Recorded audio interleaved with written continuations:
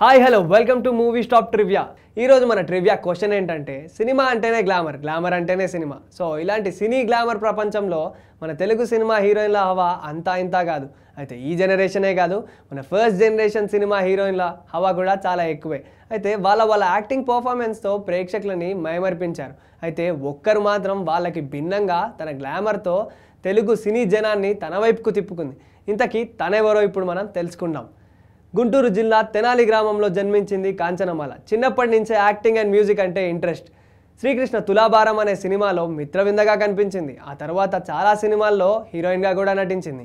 ఎక్కువగా చెప్పుకోవాలంటే వీరాభిమన్యు, గృహలక్ష్మి, మానపిల్ల వంటి పలు చిత్రాలతో ప్రేక్షక ఆదరణను పొందింది కాంచనమాల. తెలుగులో బిజీగా ఉండగానే హిందీలోనూ అవకాశాలు వచ్చాయి.